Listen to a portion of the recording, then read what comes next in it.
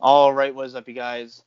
I am here with my special guest at this time. We shot two videos tonight, one now and one on his channel, and that'll be available tomorrow with our AEW Fight for the Fallen predictions. But go ahead and introduce yourself. You've been on the channel before. What's going on, guys? It's Relaxing Ghost here. And How you doing? a lot of people have been asking for us to do another video together, and we actually had one person ask us to do this exact topic. Yeah, So basically, what we're going to be doing is discussing if WWE is actually going to change their rating from TV PG to TV 14. right. And honestly, I never thought I'd be discussing this because you and we've done Q&As before. We've been wrestling fans for a long time now. People have been asking, at least me, for a long time, will they ever go to PG? And I've always said no. Right. Always. For the first time ever, I don't know now. Like, this actually could become a thing. Like, what's your take on it? Yeah, I'm probably in the same boat as you where I thought they would never change their ways. Vince McMahon is crazy. He's never going to change. And he's only changing for the worse, it looked. And finally, once another rival promotion emerges, seems like things are really starting to change a little bit. Yeah. And, just a little backstory here. In August of 2008, so SummerSlam 2008 was the first PG pay-per-view. And then ever since then, they've really toned down their products. No blading. In around 2010, they banned chair shots to the head. We don't have, the usual barbed wire we would see in hardcore matches. They did away with that. They made a lot of changes. And the reasonings for that was, A, Linda McMahon was doing a political campaign, which she lost, so that's funny. And then, of course, they had, advertisers. They're a publicly traded company. So, they can't be throwing each other off cells anymore and going into thumbtacks. And it was a different age, and I never thought we'd really get out of that. I mean, what were your reactions to WWE going PG back in 2008? I didn't really think it was a big deal at the time, but as you could see, progressingly the promo was getting worse and worse. Um, I really didn't care about the language, the vulgar language and things like that didn't bother me, but the match stipulations, the corny storylines, and just the overall product really took a nosedive. Um, Linda McMahon's involvement with the Senate and things like that, I think that really hurt it as well because they weren't trying to appease their audience, they were trying to appease a government audience and things like that, more corporate environment. So I think that really hurt their product overall. And that was all Vince's money. He sunk into that campaign. Um, Yeah.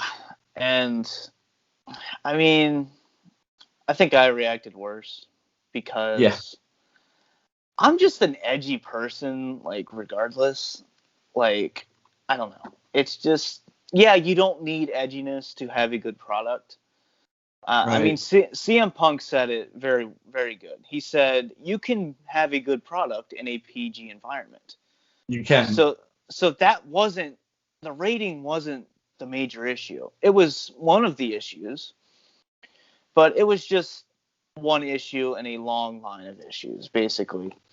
But, I do think blood adds to a match when done properly. for Um, sure. like the Cody Rhodes Dustin Rhodes match at Double or Nothing. That blood added to it. Perfect. Like Eddie Guerrero and JBL at Judgment Day 2004. That's the only reason that match is even remembered. Yeah. We've And seen blood used, in the past few years sporadically, but not actual blade jobs. Yeah, just hard way. I know Brock Lesnar, the whole Randy Orton thing. We've seen Brock. Taker and Brock do it a few Yeah. times, like Roman Reigns. So they, hmm they do it when they can, kind of get away with it, but you're not going to see it week to week on TV. And I don't think you should have to see it week to week. Save it for those Right. occasions where you need it. Like, let's say you have a big feud and it's their final match. Get some color in there, Add Yeah, to the matches drama. Yeah, like add the to the Hell in a drama. Cell, the Elimination Chamber matches, things like this. hmm The Hell in a Cell match has just been, gone awful. Well, my biggest problem with Hell in a Cell matches is that it's predictable every year. I don't like gimmick pay-per-views. I think Hell in a Cell should be reserved and it should be a surprise. Yeah. You know, announce a TLC match for a big feud or a chamber match. So, but I guess the question I have for you is, do you think this new direction is directly because of AEW? Or do you think it's because of ratings? Or do you think it could be a lot of different things? I think it's a combination of both. Vince, first of all, he doesn't want to allow Heyman or Bischoff. He doesn't want AEW access to these guys. So he's going to kind of give them a position. And then the ratings have just been going downhill year to year, dramatically. When you go from fours, fives, and sixes down to a high of a 1.8 here we just had, that's pretty sad. You're losing a good portion of your audience very slowly. So if you don't decide to change, I think it's a good move. Whether or not he goes through with this and actually gives them the power to make matches, control what's going on, what's going to happen on these shows, that's going to be the, telling tale of this executive director position, I guess. Um, how do you feel? Uh, you know, there's been a few reports that the WWE is worried about their teen demographic.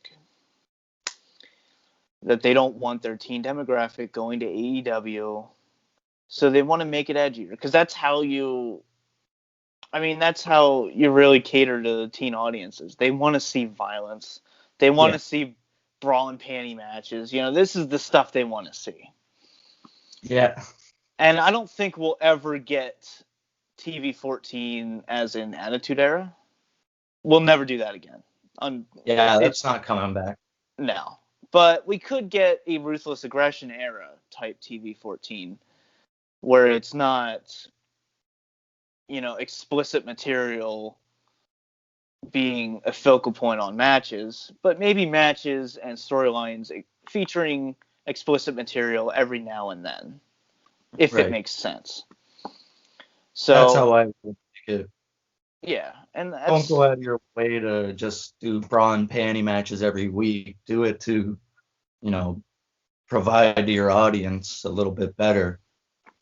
yeah, Allow these restrictions, with a little bit more language, a little bit more violence, a little bit more color, blood. yeah, yeah.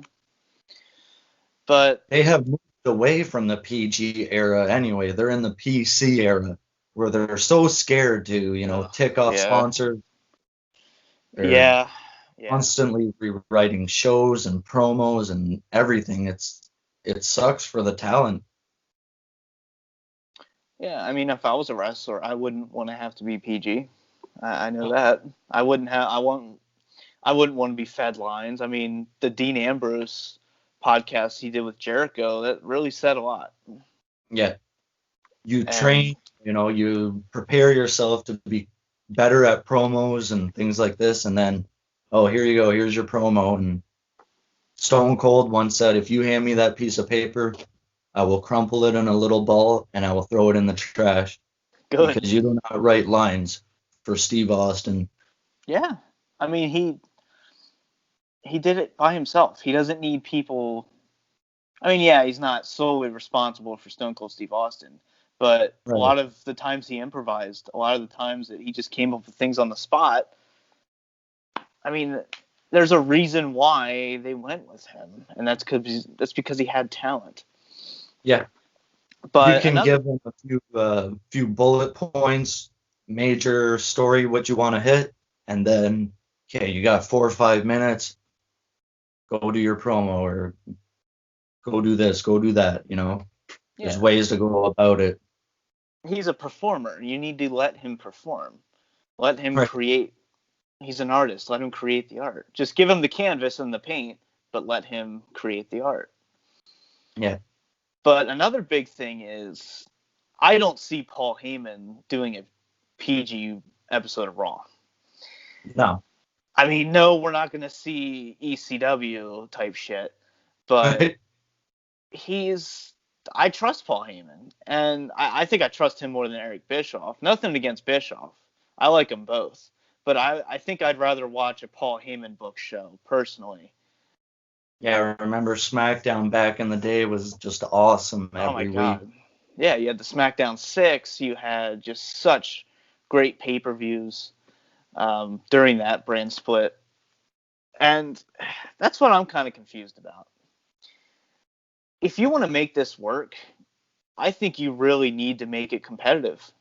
You need to have Eric Bischoff versus Paul Heyman. Which show is better? Not have some bullshit fucking wild card rule where they're trading superstars. What I think they That, should do, restart, do a draft, have both of them, just like Ric Flair and Vince did, have them both pick their superstars and have a competition. yeah, I there's room just, to be, another superstar shakeup after SummerSlam. So such a, maybe a I, complete reset. I hate that Complete name, reset. Yeah, superstar shakeup. Just maybe call it it, won't be a shakeup. Maybe they'll bring the yeah, draft back, do yeah, a draft lottery. I always yeah. like those ideas. hmm And that's what really ticked me off was when they did the whole shakeup. They didn't do a traditional draft or anything. They just kind of, this guy Yeah, appears on Raw now, he's on SmackDown, and no explanation, no rhyme or reason. there's not much of a reason for anything they do nowadays. Yeah, But yeah, like I said, for the first time in a really, really long time, there's a good chance. For once, I'm not bashing the people that are saying, "Oh, it's gonna go PG, it's gonna go TV 14. The PG era is done." As YouTubers in this community, I'm sure you've been asked, "Is the PG era ever gonna be over with?" I know I have, and that question, it was always the same answer, but now it's just, I actually lean more towards probably eventually, yeah. yeah. I would say, yeah, And I mean, let's say AEW does kick-ass ratings on TV, then they'll have even more of a reason to. yeah. And But Vince has to allow them the freedom, He can't be 100% hands-on anymore. He has to give them the freedom, do your shows, I'll oversee it, pretty much give you the okay, and that's about it. He can't be there, feeding guys promos, rewriting shows hours before the show starts. from what I read, Vince wasn't even at SmackDown. Right. He didn't even attend. And also, I heard that Paul Heyman and Eric Bischoff are going to answer only to Vince, and it's going to be their show. They're Yeah. not going to have anyone looming over their shoulder. So hopefully, I trust both these guys, Eric and Paul Heyman. I really do. It's cool to see Eric Bischoff again. It really is. Yeah. And he's actually going to have power for the first time in WWE. Yeah. Because he never obviously had power. He was just an on-screen general manager. But, you know, he was beating Raw for 83 weeks. There's a good reason for that. So Right. we'll see what happens. It actually makes me want to tune into Raw and SmackDown every once in a while and see what's going on. Paul Heyman's Raw. Yep. And They got to get rid of the wild card, get rid of the authority figures, Shane and Stephanie. This needs to go. just at least have Raw and SmackDown have better stages. Have some kick. I know they're building stages right now for Raw and SmackDown. Bring back those kick-ass pay-per-view stages. Yeah. You know, you have to really differentiate these Raw and SmackDown shows now. Now that we have two new leaders, make them red and blue again. Yeah. And they could recycle them very easily, change a little bit, add a little bit here and there. Yeah. They're not that hard to do in 2019, you know? They weren't hard to do in 2002, and they can do it in 2019. Yeah, that was always awesome stages before. Oh yeah, that was always one of the most exciting parts of a pay-per-view, seeing what the stage looked like. Yeah, like Backlash with the swinging hooks going around. Oh yeah. But any final thoughts on this topic for you? No, I'm looking forward to this quite a bit, you know, and apparently Bischoff starts after Extreme Rules, so he'll probably be there along with Heyman this Sunday. They're going to be overlooking everything, so it'll be pretty interesting to see what actually happens Sunday and this coming week. Yeah, well, I think it'll take some time to have them kind of weave their way in, but once they're in, hopefully they're in for a while. And I know maybe this could this be a Fox decision where they want a TV 14 product? Well, I know Fox wanted Bischoff. Right. And he's actually going to be working more for Fox than WWE. That's what I heard. But, Fox, they're not happy with the ratings. And look at the Attitude Era ratings. They hit like 9 million, 10 million one time. 8s and 9s and 10s. Yeah, like, they know what they're doing. Where did, 6 million fans go? They can't just all be watching on WWE Network, Exactly. They didn't all fucking die. So, but yeah, I'm looking forward to seeing what happens. For the first time in a long time, I'm actually looking forward to something that WWE is doing in the near future.